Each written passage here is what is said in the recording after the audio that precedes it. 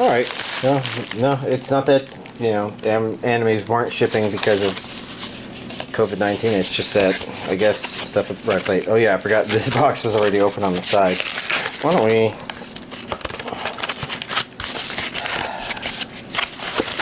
This is, of course, good friction so it prevents the contents from running out. It's kind of a good design in that regard.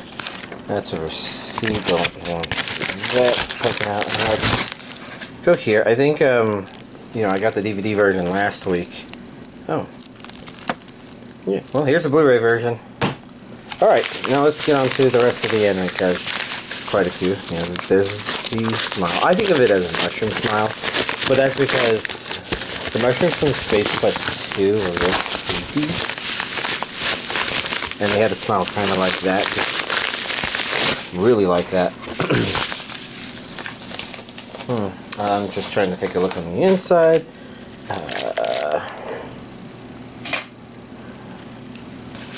Now we're going to...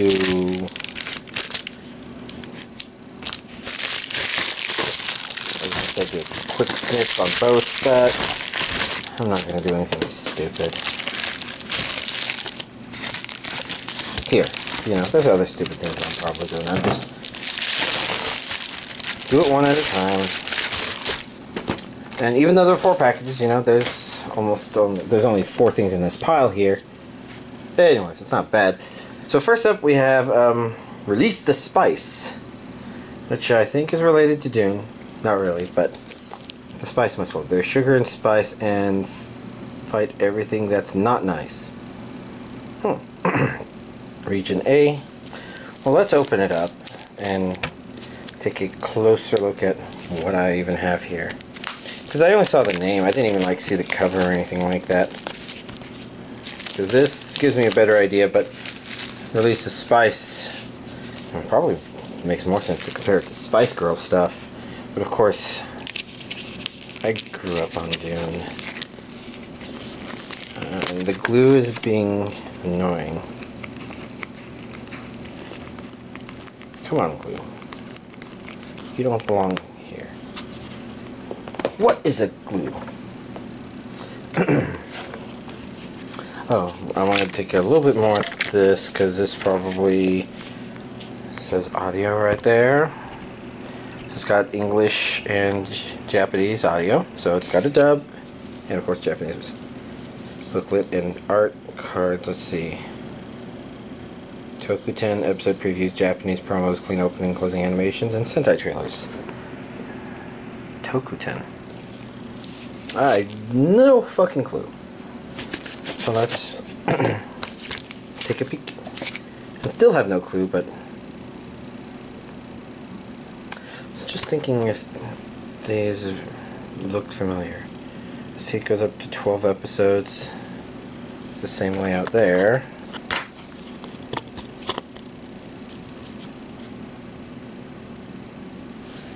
Something about the angle of that head that seems familiar, but I don't know, that doesn't really mean much.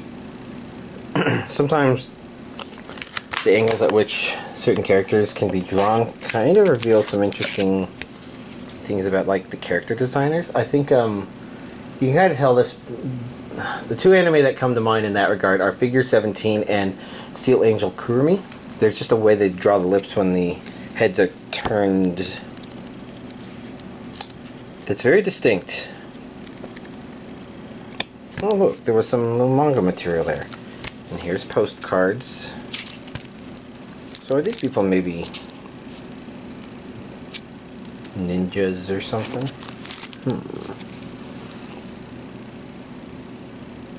A lot of swords being held in ninja or samurai-like way.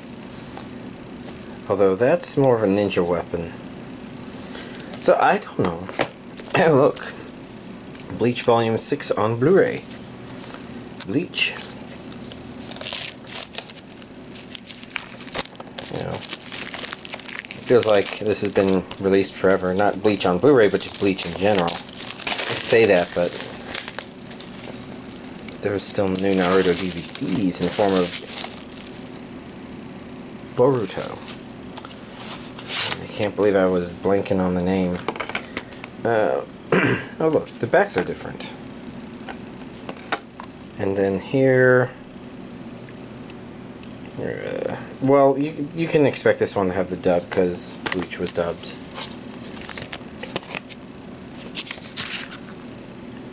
Oh dear, he's been disarmed. It's Goku, it's Dr. Stone, it's Bleach. I could look at the backs, but I'm being really lazy. 1,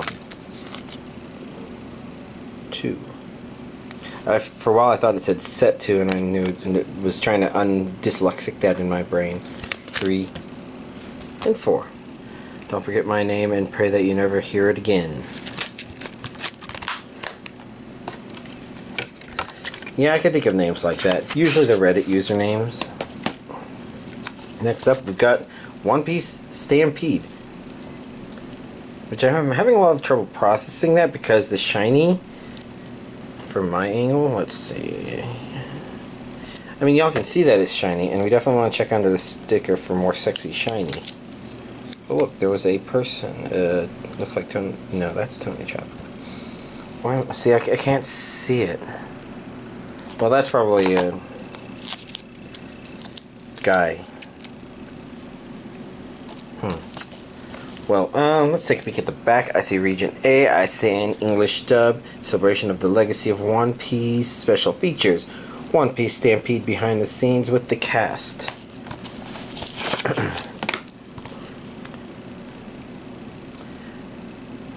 Yeah, this one's easier to process, but I guess I'm still not seeing absolutely everything. Whoa. Let's open it up and take a peek at the disc, as I usually do. Okay. Feature film on DVD, feature film on the Blu-ray, feature film characters standing kind of weird-legged because of the bent angle. It's about what you expect. Oh, yeah, that's right. That was the other thing. And last but not least, Attack on Titan Season 3, Part 2. The truth lies in the cellar.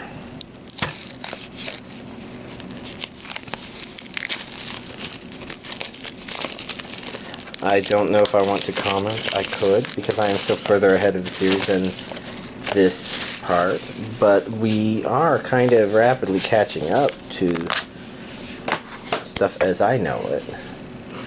Okay. Use and book. I'm going to put this glue with the other glue.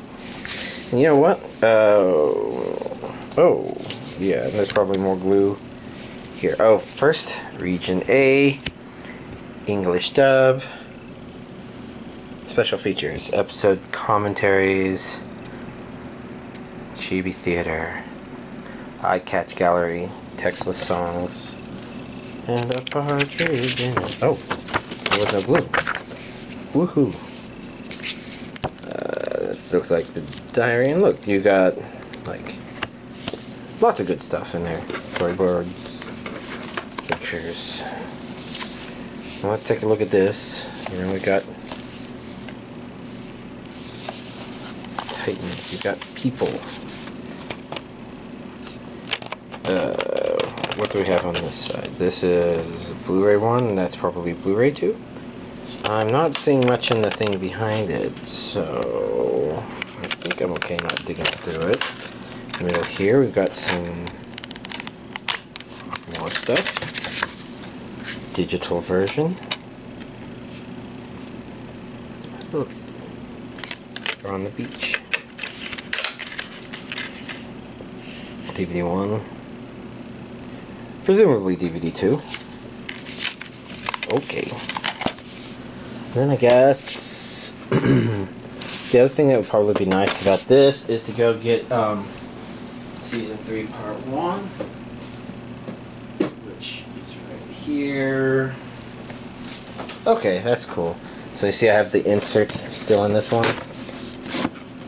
So I can take the insert out, put Season 3 Part 1 in, and then what we can do is, you know, see what it's like with these together in there like that. That's pretty cool. Alright.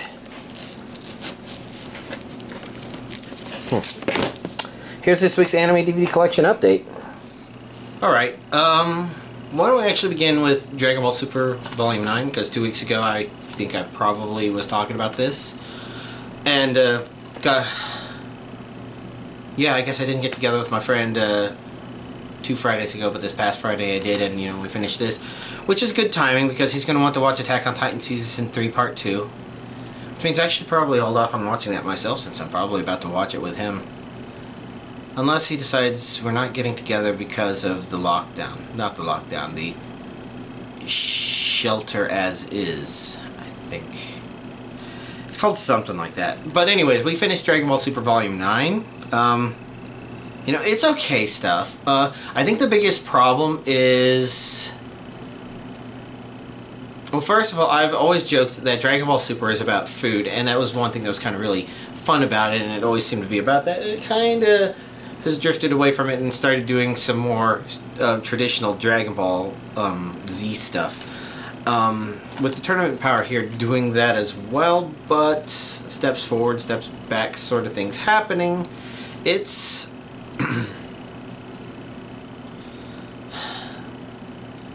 it's not bad, it's just... you can kind of feel the flaw while watching it and still kind of enjoy it. It just feels like it's treading ground a little bit with ideas. Now, sometimes there's a slightly fresh take on stuff, like the sayings from the 6th universe. A lot of stuff in the episodes we watch, which is like the second half of this volume, pretty entertaining. They're kind of revisits of some of the concepts that the series went through up to this point, but at the same time, it also feels like it's lost track with what it was at this point. Like everything that it took to get to where we are, sort of. And it's not bad. It's the sort of thing where you're like enjoying this sort of Saiyans passing on Saiyan thing sort of going on. And it feels, I guess, a little bit like a distraction. Especially since they tease and then go away and then tease and go away, and yeah, it's not bad. I guess we just need to see how it ends. Hopefully the Tournament Power ends in the next volume, but of course we're not going to be watching that maybe for a couple of weeks, if not longer, because of the shelter where you are. Shelter as is. Whatever. I couldn't help but think that there was another thought I had. But, you know, for the most part, yeah, it's okay. Need to see if it does anything else interesting. Anyways, I think I mentioned last week that I watched 1.5 episodes of Afterlost. It was actually 1 and maybe 5/6 of an episode. I would say it kind of begins a little flawed, a little... like, I don't know that I went in there necessarily developing any attachments to any of the characters up to this point. And usually 3 episodes is a much fairer thing, but it's kind of like, it just kind of throws them in there, and they're kind of neat ideas, but it just sort of almost feels like you're jumping in the middle of a story sort of feeling. And I don't know that you are, especially since I didn't get to the end of episode 3 to, you know, make sure it's not going to change from that. But it feels a little more like a story already meandering along a path. So, it's strange. Not necessarily bad.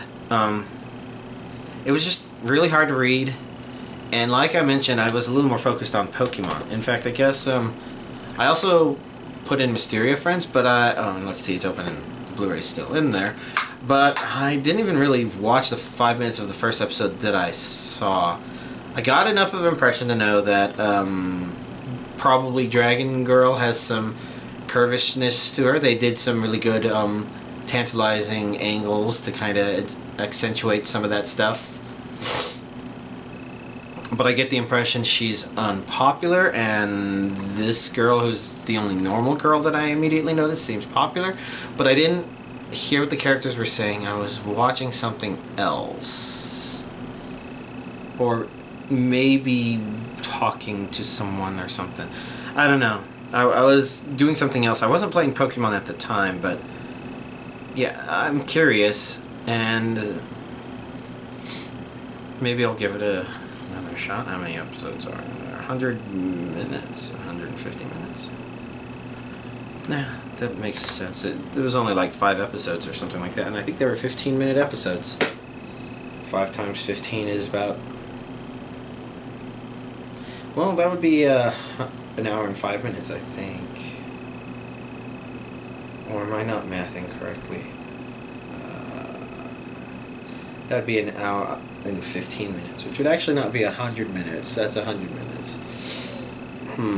Well, okay. All that stuff aside, you know, it looked kind of cute. I didn't know if there was that much substance to it, so I'll fire it up again and probably give it a shot. It's not like it's that much time investment, but it's mostly the energy investment. So, yeah, I've been mostly playing Pokemon. Again, trying to create a competitively viable team, which is mostly meant polishing stuff that I currently have so that I can catch Pokemon that I want, that I'm interested in. Mostly building up a couple of Dynamax-worthy Pokemon, although I did learn that Obstagoon really is not that great of a candidate to use against Gengar. You'd think, oh, Dark resists Ghost and Dark is super effective against Ghost, so that would be a good starting point. But the problem is, I specially bred him to have Knockoff because that's a good competitive move, and that's his only Dark attack, and his other are normal and fighting. You know, I think that's a pretty standard Obstagoon sort of setup, and it pretty much means you can't do anything because apparently you can't use Knockoff as a move at all in Dynamax raid battles, which is unfortunate because you should at least be able to deal like the base 65 damage. Oh, and then it turned out that Gengar has a fighting type attack of some sort. Which of course, you know, Obstagoon is not a big fan of, so yeah, not going to do that. And it's unfortunate because this means that I still don't have a really good solution for taking on a Gengar. Like a good go-to Pokemon that's kind of resistant to the attacks it does throw out and will hit it with something that's notable. Huh. Maybe all I have is Dracovish. So, I don't know. But I reached the point where I started understanding how to get Dynamax Raid Battle Dittos, and I did that until I got just enough Dittos to feel like I could start the breeding projects. Which basically just means I have at least most of the important natures, the ones that I wanted to start with, because I wanted to start with Obstagoon because, you know, hey, this is an option for Gengar. He'll be immune to Ghost-type attacks if not resisting them, and Dark, and, you know, all that good stuff, but then, yeah. And then there's also the problem that, you know, obviously it's the Guts, and so the Prime Guts item is Flame Orb. I suppose Toxic Orb is an option, but it probably kills you faster, so Flame Orb is usually better. Save your Toxic Orb for somebody with Poison Heal. But it turns out I didn't have one, and I didn't have the ability to purchase one with BP because they're not available with BP. So instead, I just have to grind the league. The Pokemon League Championship thing. Which is not quite as bland as it is in any of the previous generations because it's got a lot more variety to it. You don't know what order you'll be fighting certain people in. Some people may show up, some people may not. You never know. And it's okay, but it is also, I don't know, not slowing down, but it definitely, yeah. One problem I have is, you know, I've traded in my going through the game Pokemon with a bunch of trained Pokemon. Pokemon with specific purposes. And their purposes can be pretty weird. Because sometimes I'm like, you know, Okay, so here's a really good example. You catch a shiny Pokemon, and when you come up with an idea for how you can use that shiny Pokemon in a way that other Pokemon currently aren't fulfilling, you're like, okay, yeah, I want to use this. And it is also not a coincidence that I also choose the ones that are pretty, not necessarily color-wise, but like, so my first shiny was a Serena, and I realized she could be used to kind of reliably take on Snorlaxes. She's resistant to Earthquake. She's also really useful against non-Dynamax Snorlaxes, who I think can be a low enough level that they learn Yawn. And she happened to have the ability that prevents herself and her teammates from being put to sleep. So, you know, she's kind of good. She hits really hard. You really want to hit hard. And the only time it doesn't work well is when she high jump kicks and happens to miss, which is not that often because she has a wide lens. It says it increases accuracy by 10%, but that's obviously not 90 plus 10. It must be 90 times 1.1, which would be 99. So, like, that means there's still a 1% chance of missing, I guess. And she's missed more than 1% of the time because the random number generator is a piece of shit, of course. But still not too bad. And Frostlass was next, and she was interesting because she was adamant. Like, oh man, the opposite nature of what I want. But then I started looking, I'm like, yeah, actually, yeah, she's got some interesting adamant options. Because first of all, her attack and special attack are exactly the same, so she's hitting pretty weak anyways. The reason special attack is usually better for her is because the special attacking moves are better. Ice Beam and Shadow Ball in particular are pretty notable staples of Pokemon battling period, I guess. But she does learn Ice Punch, which isn't quite as strong as Ice Beam, but it's still got some oomph to it. And she doesn't learn any notable physical ghost attacks. She learns Astonish with a whopping base power of 30, but useless. So instead, she has Crunch, which is interesting. She doesn't get Stab off of it, but Crunch is kind of nice to have. It means she hits a little more differently than you would expect, because you got Pokemon out there that are, actually do you? I don't know. But that's kind of nice. But her other options, so Ice Shard is really nice just in case you want to make sure she hits first, because there's another really fast Pokemon out there that's going to Dynamax, and you want them to hit the shield for 2 and not do almost no damage to the enemy, and maybe not to do anything that will actually make the battle more efficient, I guess. Scare quotes or air quotes or whatever. So, and because Ice Shard is physical, that means this Frostlass is much better designed to use that. She hits a little bit harder than my Mamoswine, who is level 91, 92. I feel like I mentioned this before, but I don't remember if it was on camera or not. I think it was.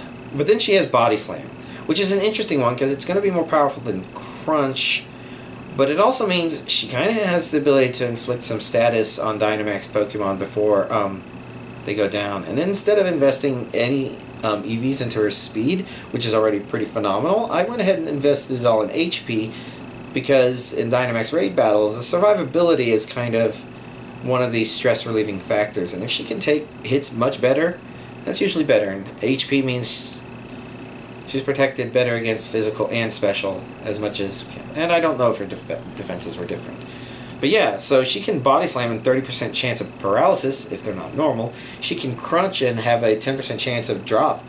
And surprisingly, I think there's a 10% chance of freezing with her Ice Punch. And I've actually seen a Dynamax Pokemon who just got frozen and never managed to thaw. Usually because they get like 2 to 4 turns per battle, they thaw out in the same round at some point. But no, I've seen it go the opposite way once. It's rare, but it's interesting. So I got stuff like that, and where was I going with this point? You know, that's what I do with these Pokemon are well trained for certain roles, but at this point they're going ahead and they're being you know, I'm using them to go through the Pokemon League Championship stuff just to have another chance at that random number generator, see if the ball guy gives me a fire orb. It's a good way to make sure my money's going up. I've felt like I've got enough moolah to just go ahead and go through the game, purchase all of the TMs I didn't have, so I now have a full TM library at my disposal. Always good. And I could go and I could train other Pokemon, but I don't know. What I need to do is I need to be working on something, and I do the Pokemon in the background so that, I don't know, so that the unwatched pot eventually boils. Well, let's see. Is there anything other than that to really talk about? I guess for the COVID-19 stuff, I guess it's interesting. Earlier today, the mayor signed, I guess, a judicial order causing the shelter as is situation, I guess, which is basically telling people not to go out. So up to this point, I've still been driving to my office downtown. It's a lot safer than I think most of y'all will think it is, because with all the social distancing, I'm going to call it hysteria, because I think people have been taking it too far. Regardless of how necessary it is, that doesn't mean people haven't taken it too far. I mean, we had this selling out toilet paper crap, right? But downtown, it's sparse. You don't even have to practice social distancing. It just kind of happens because there's even less homeless people on the street than normal. There's a couple of regulars that I'm kind of glad I don't see, because they don't know how to not harass people in certain ways. But, you know, I hope they're doing well. But, you know, it's been kind of nice. I go downtown. The drive is really nice. I see absolutely no one in the parking garage. I walk to the building. Maybe I see one or two people, but I don't walk by them. It's that sparse. I say hi to the lady at the Ancho's and buy some breakfast tacos. So I've still been getting eggs, even if I haven't been able to buy any. You know, go up to my office. I'm usually in even before the receptionist. There may be some people in on the other half of the office, but it's usually one person. Maybe a second person is somewhere there.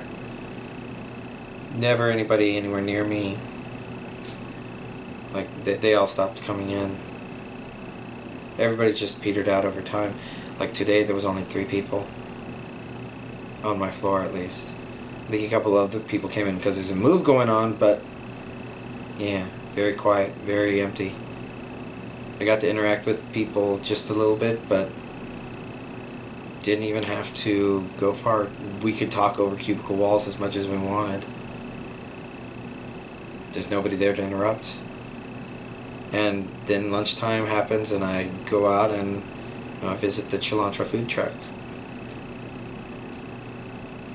Only thing that I ever touch while doing that is my credit card, of course, and you know, the bowl of food. So unless the workers themselves are sick, you know, that's been the thing, is the only way I would have gotten coronavirus is if it was downtown and the people working food were actively sick, and none of them are. So as far as I'm concerned, I'm actually at a slightly increased chance by working from home, because I've actually seen more people out and about walking here than downtown, because there's actually nobody downtown. Yeah, there were a lot of people yesterday. It's like the sun came out and people were like, okay, let's get that free vitamin D. And I'm still going to try to patronize restaurants, just because, you know, I got food here and I should definitely eat it, but a lot of it isn't necessarily needed to be eaten quickly. And so if restaurants are still open and the workers aren't obviously sick, and, you know, just paying attention to people who look sick and try not to inhale too deeply 2 inches from somebody's mouth, and don't lick the doorknobs, you know. I mean, those are really extreme counterexamples, but, you know, as long as I'm doing that stuff, I don't really think it'll spread. Because there's no one else that's going to be here. Except Jim. Jim could bring it in. But that'd be weird. Yeah, I'm just mostly worried about this going on for 3 weeks. I'll be working from home because, you know, the government could choose to institute fines, or rather, peace officers could. I'd rather not have to deal with that, of course. I figure that's more likely to happen if I try to go downtown than getting coronavirus, just because of how few people there are at all. But, oh well. We'll find out at the end of all of this craziness. Anyways, as you can tell, I am sleepy, exhausted, and probably out of topics since I've reached that rambling phase. So I should let y'all go. Y'all have a nice week.